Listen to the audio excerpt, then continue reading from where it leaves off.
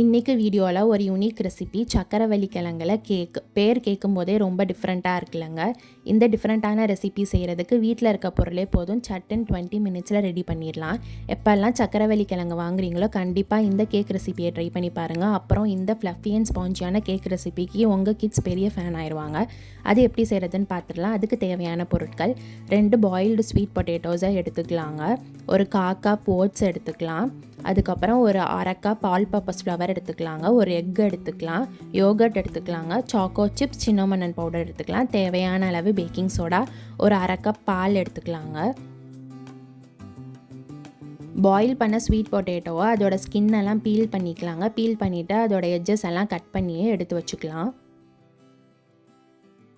ஒரு பவுலில் நம்ம எடுத்து வச்சுருக்க ஸ்வீட் பொட்டேட்டோவை சேர்த்துக்கலாங்க. சேர்த்துட்டு நல்லா ஸ்வீட் பொட்டேட்டோவை மேஷ் பண்ணி விடணுங்க. நல்லா பெரிய பெரிய பீசஸ் எல்லாம் விசிபிளாக இல்லாத மாதிரி நல்லா ஒரு பேட்டர் கன்சிஸ்டன்சிக்கு நல்லா மேஷ் பண்ணி எடுத்துக்கலாம்.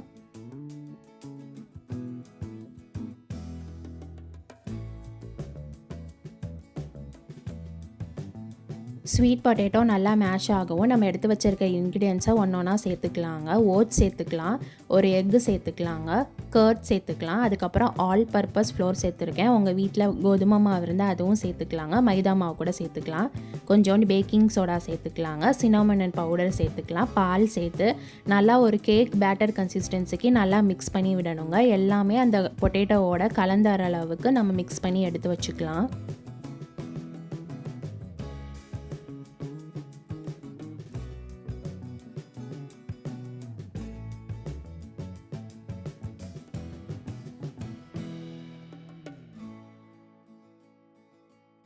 இப்போது கேக் பேட்டரில் என்னோடய ஃப்ளேவருக்காக நான் கொஞ்சோண்டு சாக்லேட் சிப்ஸ் சேர்த்துருக்கேங்க. உங்களுக்கு வேணும்னா நீங்கள் சுகரை பவுடர் பண்ணி அது கூட நீங்கள் சேர்த்துக்கலாம். சேர்த்துட்டு நம்ம இப்போ கேக் பண்ணுற அந்த மவுல்டு எடுத்துக்கலாங்க. அதில் பட்டர் கீ தடவி நம்ம பண்ண போகிறோம். இது ரெண்டுமே இல்லாட்டி நீங்கள் நார்மல் ஆயில் கூட சேர்த்துக்கலாங்க. சேர்த்துட்டு நல்லா மவுல்டை நம்ம ப்ரிப்பேர் பண்ணி வைக்க போகிறோம்.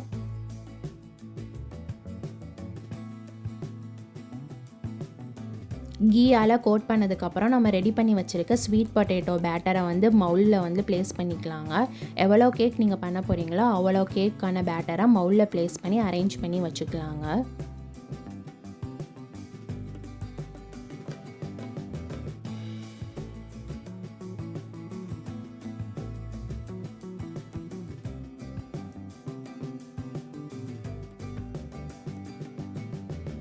என்னோடய ஃப்ளேவருக்கு ஏற்ற மாதிரி அந்த கேக் பேட்டரில் நான் சாக்லேட் சிப்ஸை ஸ்ப்ரிங்கிள் பண்ணிக்கிறேங்க. நீங்கள் உங்கள் ஃப்ளேவருக்கு ஏற்ற மாதிரி நட்ஸோ இல்லை செரிஸோ கூட சேர்த்துக்கலாம். இல்லாட்டி உங்களுக்கு பிடிச்ச வெஜிடபிள்ஸை கூட நீங்கள் இல்லாட்டி குட்டி குட்டி பீசஸாக கட் பண்ணி கூட சேர்த்துக்கலாங்க.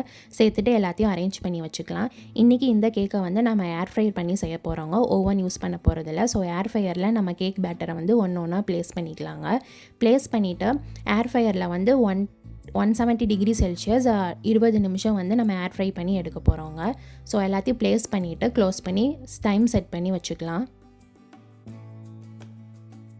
ஏர் ஃப்ரையரில் டைம் முடிஞ்சிருச்சுங்க. இப்போ நம்ம திறந்து பார்க்கலாம். பார்க்கும்போதே செம சூப்பராக குக் ஆகிருக்குங்க, பார்த்தாலே தெரியும். ஸோ இப்போ நம்ம அது ஒன்று ஒன்றா அதோட மோல்ட்லேருந்து ரிமூவ் பண்ணி எடுத்து வச்சுக்கலாங்க.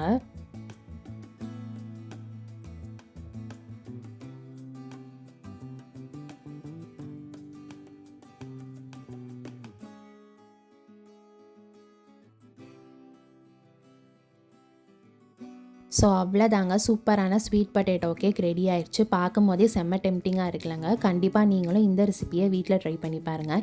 இது ஒரு ஹெல்த்தியான கேக் ரெசிபி தாங்க. டயட்டில் இருக்கவங்க கூட கண்டிப்பாக இதை ட்ரை பண்ணி பார்க்கலாம். இதில் நம்ம சுகரே சேர்க்கல. ஸோ இது ஒரு சுகர்லெஸ் கேக் தாங்க.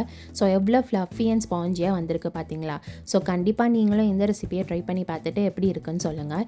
இந்த மாதிரி ரெசிபிஸ் உங்களுக்கு வேணும்னா Sooru-Ready-ah யூடியூப் சேனலை லைக், ஷேர், சப்ஸ்கிரைப் பண்ணி பெல் பட்டனை கிளிக் பண்ணிக்கோங்க. தேங்க்ஸ் ஃபார் வாட்சிங்.